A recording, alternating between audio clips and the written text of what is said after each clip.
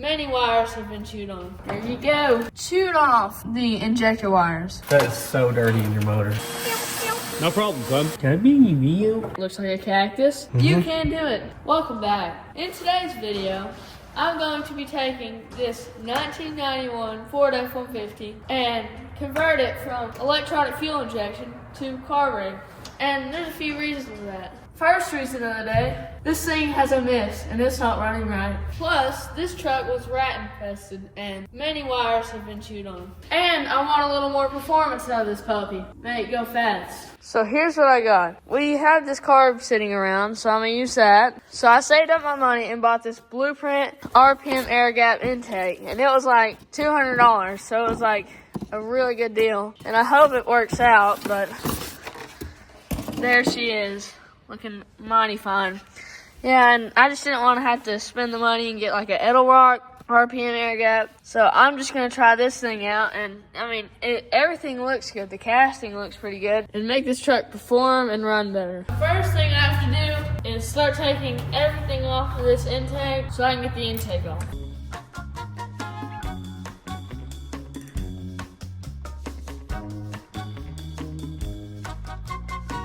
So now I think I'm ready to take the top piece of the intake off. Then after that, I'll start taking off the bottom. There we go. So now I'm going to take off all this cold air intake stuff just to get it out of my way. Probably should have done that earlier, but from what I've seen and heard, you cannot run that distributor without a computer. But I plan on keeping the computer in the car. I'm not going to unplug everything and take it out. But I don't know, it probably won't work, but who knows? Why not just try it? So we already did this with my white truck. We converted it to carburetor and stuff. We had a different intake and a different carb, but this should work and it should perform pretty good. Ooh, there's junk in there. That frees up a lot of space. Now I'm gonna keep taking bolts out of this intake until it comes off.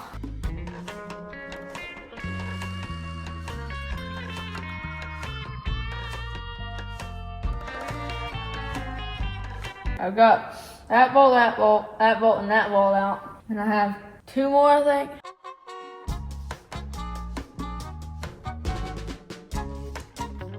A normal T40 wouldn't fit, so I got this quarter-inch strap extension and a socket and put a T40 bit in it with a little bit of dum-dum, and it should work. Yep, there you go. Now I just got that other back bolt. Should be about ready to come out. So that's what we used to get that bolt out. Worked pretty good. Last bolt. Alright, I think I have everything unhooked. Oh, there we go. Now it's way easier to get that off. So I'll probably take this out for my other vacuum needs for this truck. There's the intake. Woohoo! There has definitely been some rat pills right up in here because it is corroded as I'll get out. Alright guys, I definitely found one of our problems for wiring and a miss. A rat has chewed off the injector wires. So that would have never worked. So good thing we're replacing all this. I'm gonna take this thermostat housing off. I'm doing this to try and drain the cooling system so I don't get tons of water in the oil because I don't want to have to do an oil change, but chances are I probably will have to.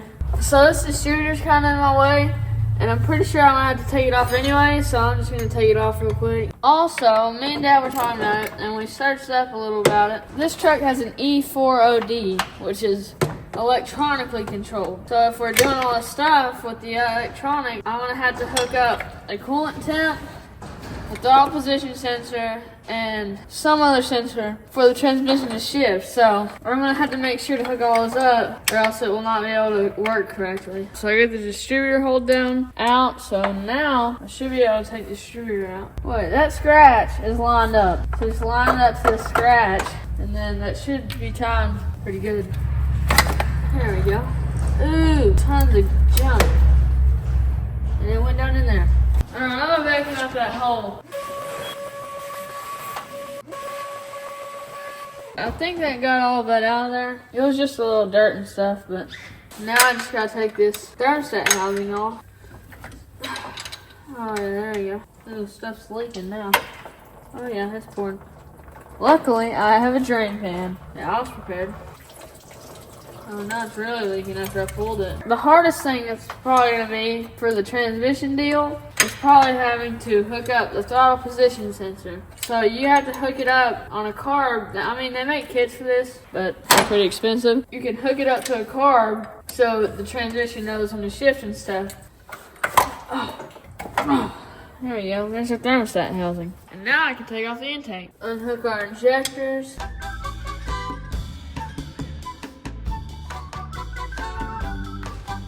Guys, we have a big announcement. We have a new shirt that I'm so excited to show you.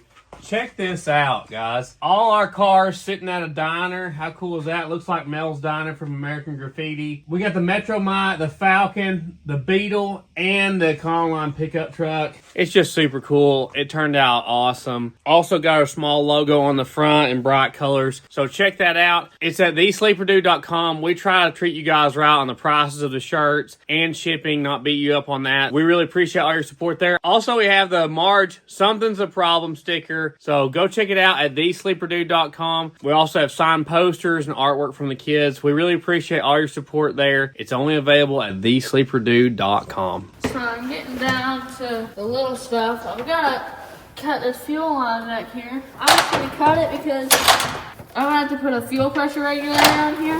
And I just got to cut that line and I'll put a rubber fuel hose over it. So I've done this multiple times before. Works pretty good. I think I'm on the last few bolts of this intake. But now this intake should be able to come off. I cut both of those fuel lines. There we go.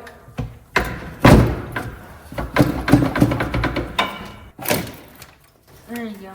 Nice. This injector's still plugged in. That last injector. There you go. Oh, it's dirty. That is so dirty in your motor. Oh my gosh, that's dirty. Yeah, should have vacuumed it before you pulled the intake. Yeah, you can see that chunk of dirt down in there now. Oh There's gosh, a chunk. that is awful. Yeah. You've got to get the vacuuming right now. Yeah. Gosh, there's a big chunk of dirt. You got to get that out of there. You can't leave it. Yeah, that's hideous. You definitely should have vacuumed the motor before you took it loose. I didn't think about it.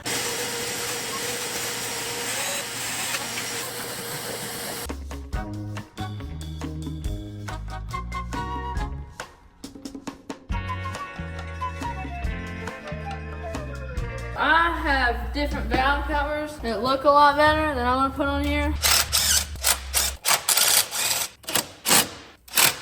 Last bolt for this valve cover. The last valve cover bolt I need out is rounded off. I have this guy right here that is the same size, and I'm going to tap it on there and then try and break it loose. Alright, that's tapped on there. I don't know if that worked or not. It did not. I'm gonna skip that side for now, and then I'm just gonna go to the other side. There's an acorn.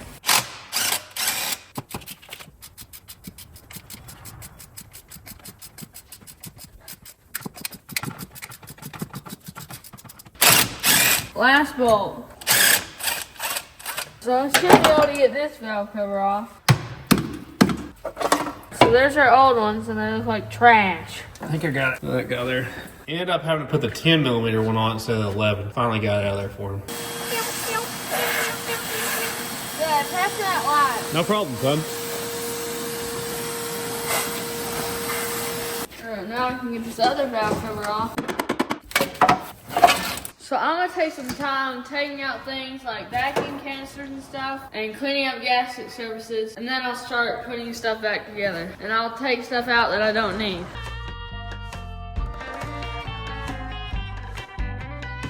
So I got these gasket surfaces. It is beautifully clean. And now we are going to install our intake. So we're putting a thin layer of RTV on everything just to make sure it seals up good. And then we'll make our walls of RTV on each end here, and then it should seal up fine, hopefully. You can't have too much RTV, really. You really can't. I mean, you really want to put enough on there to completely clog up the oil pump screen. Yeah. That's when you know you've done it right. Caminho.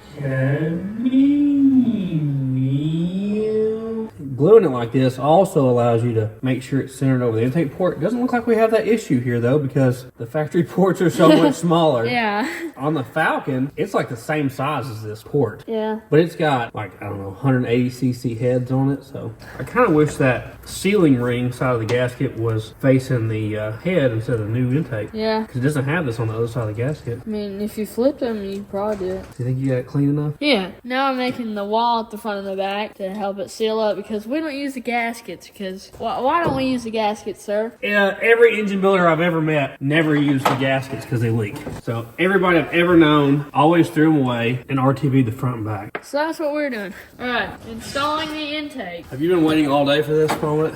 Yeah, it's been a slow process. The gaskets were like the slowest process. You were probably wanting to do this morning, huh? Yeah. Oh, it looks pretty.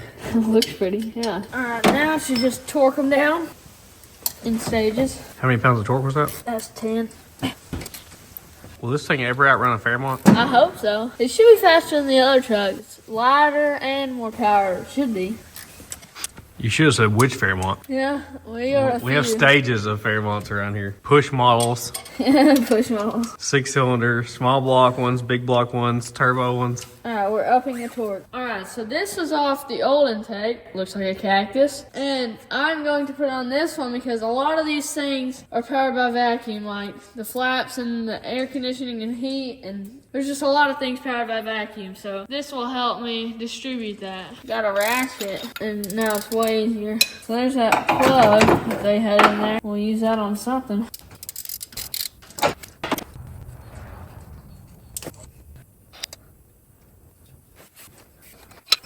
Looks like a cactus. That makes me happy. I should have painted it green.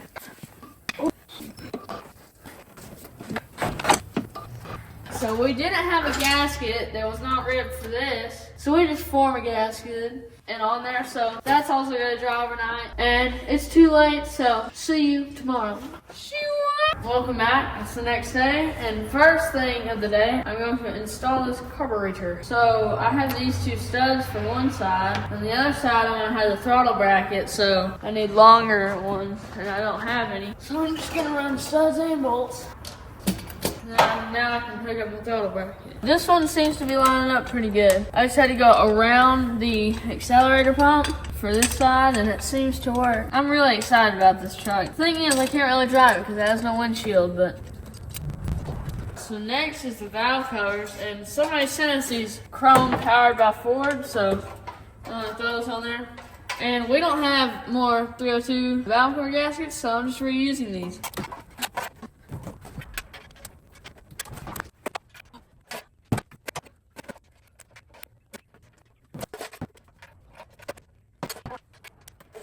So next thing, I have this like $40 eBay fuel pressure regulator, and I'm going to hook it up, maybe even mount it, I don't know yet. But yeah, should work for what we need. So now all I gotta do is bolt down that fuel pressure regulator and then plumb the fuel system.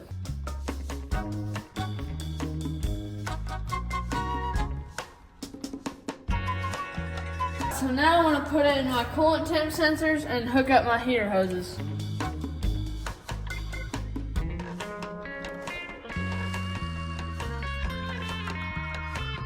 Everything is put on, and it should be in time. All the heater hoses are connected. All the sensors are connected. Put new battery cable in because they're terrible. All our radiator hoses, and now I'm going to put coolant in it, and then we should be ready to try it. Well, did you get all together? Yeah, everything is finished. You think it's gonna run? Maybe. Well, we might as well try it. We have no idea about the timing, guys. We put it top dead center number 1, pointed at the number 1 plug wire. We're kind of limited on our travel here because it hits this right here. So we'll just see. We don't even know if the ignition system is going to work. So he blocked off all the smog stuff in the back with pipe plugs and hose clamps. Yeah. And plugged in most of the necessary sensors. Here's the TPS just hanging there for now, but it's got water temp and the coil, and what else? The oil pressure one down here. Ignition. All right, Yeah. let's just see if it works. Key on. All right, do that a couple times. Let's get fuel in the bowl. It's starting to come through. I'm not seeing any pressure on the gauge. All right, now it's getting pressure. Keep doing that. It's only showing like a few PSI. That's good. I guess go for it. I have no idea what to expect. Last time the key wasn't working, so. Oh, our key. We gotta get the push button. I guess the ignition will work. Okay, let me do a little adjusting. Go ahead.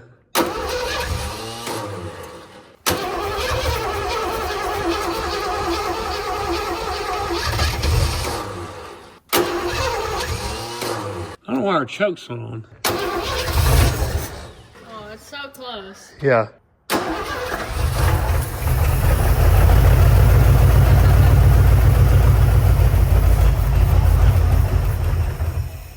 That's kind of crazy. I didn't know if it would work or not. I'm so happy. I was wondering if it would even do anything. I think it needs to go more that way. Yeah. Because I went all the way against that. Let's try it one more time here.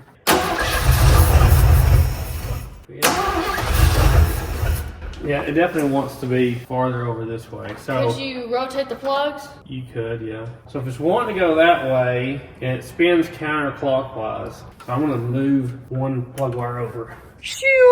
Alright, we're back, and today we ground off that hold down and we put a screw through the cap to hold it on. Firmly installed. Now you can twist it to where we need it. It was about here was all we could do, and should be somewhere in here is where it needs to be. So we got the spout out. Should be about 10 or 12 degrees. That's what we're shooting for here. All right, Ralph, try it. Oh, it doesn't work. Oh.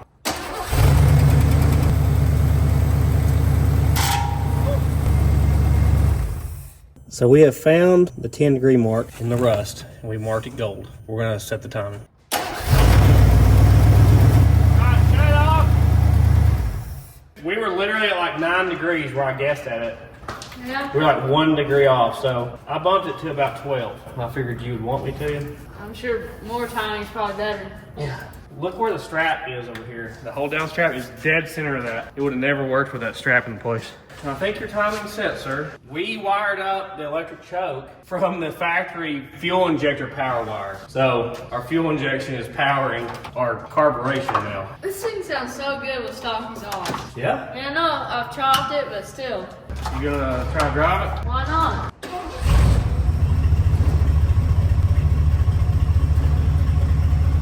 Definitely running better now. All the gauges look fine. Yeah, everything's working. Yeah. Good oil pressure, charging. Mom's gonna be so proud of you. It's been a minute since you worked on this truck. We've kind of been waiting to fix the windshield post. Yeah. We'll get there. I like these seats. Yeah. They may be low in transition. Oh, Oh, the brakes are really good. you're gonna have to look at that valve cover tick at some point. Yeah. It looks like it may be a quarter too low. We're gonna go throw a couple quarts in it. It's always like left a puddle where you parked it. So Yeah. I'm just ecstatic that the transmission even works considering all the stuff you changed. Give her a couple here. Man, breathe on that button. 500 RPM. I like how the tach still works and stuff. Yeah. The other truck doesn't have this because it was a base model. Yeah, So the tach really helps. I'm a base model as well. And like, oh yeah, it feels like it's pulling better. Gotcha. Like way better. Give her the beans. Floor it and see what happens.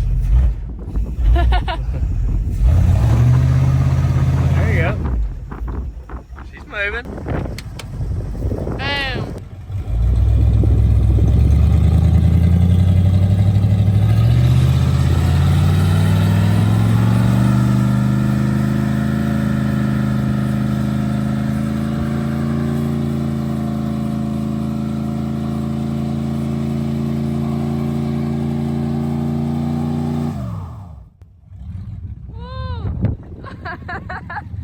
Oh, that's awesome. Oh my gosh.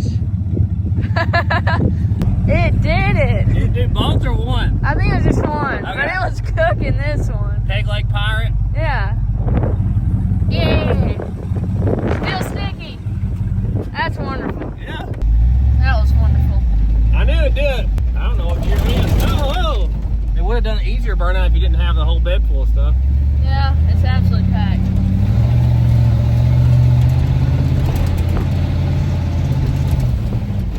Oh, it seems like it's running great. Yeah. Shift's good enough for me.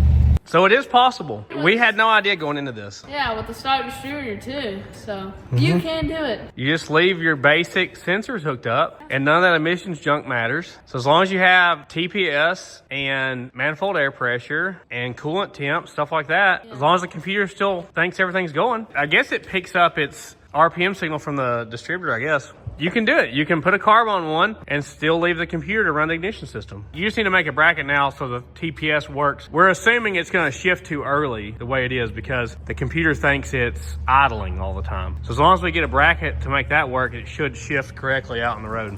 Well guys, thanks for watching me do this extremely fun and curious project. And I hope you liked it. I mean, you can do it yourself too. Just intake and a carb and you're basically good. So thanks for watching. We'll see you in the next one.